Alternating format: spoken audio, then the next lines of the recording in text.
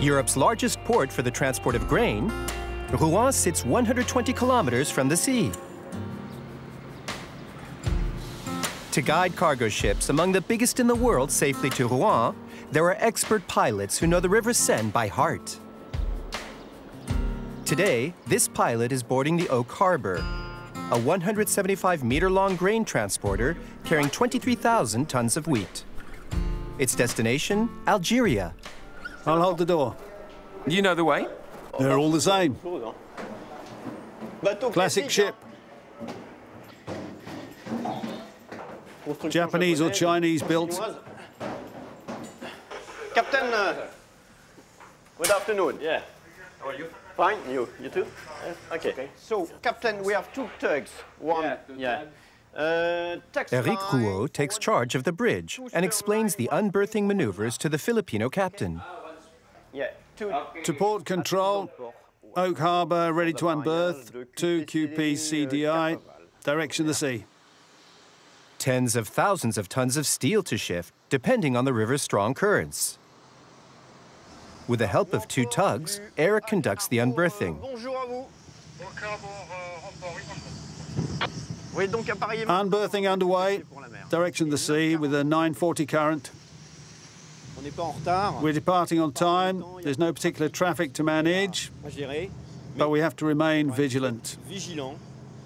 The best quality a pilot can have is humility, because we know from experience that nothing is ever certain. The ship leaves the port of Rouen incident-free. Port 5. Port 5. Other port 5, sir. As the helmsman carries out orders, Two. Midship the wheel. the ship begins its slow journey along the winding River Seine. It will take 6 hours to reach the sea from the port of Rouen. And along the way, pilots must deal with a number of obstacles. Midship. Here, Eric will have to pass this cargo ship that's being loaded in dock. The hard bit is getting past slowly, tiptoeing past, so we don't move it. How many tons need to tiptoe past? About 40,000. 338. 338. And slow it, please. Perfect. It didn't budge an inch. For these huge ships, the maneuvers are always tricky, because the slightest drift in the channel could be fatal.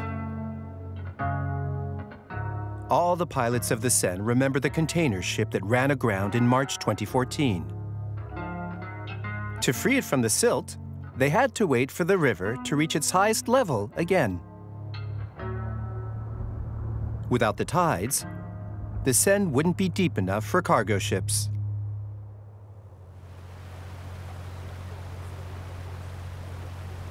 But the Oak Harbor has reached the halfway point.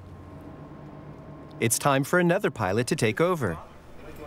An operation that takes place without the ship having to stop.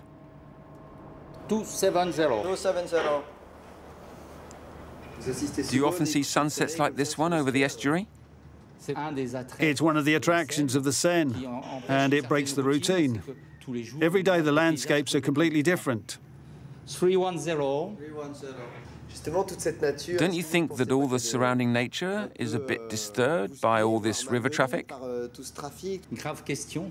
A serious question, but we pilots don't decide which industry can operate here. Our job is to help river transport survive, while respecting safety regulations, and nature and the environment too. By the time we reach the Pont de Normandie, night has fallen over the estuary. 280. It's almost the end of the pilot's journey. We're more or less out at sea, so it's time to find a calm spot so I can disembark safely. Sheltered by the bulk of the cargo ship, the launch pulls alongside. Disembarkation is a tricky maneuver.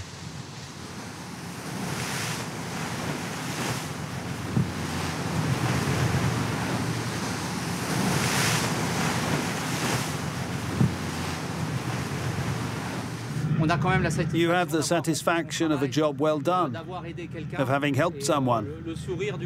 When the captain gives you a big smile and a handshake at the end, it's heartwarming. You appreciate it. The Oak Harbor can now set course for Algeria.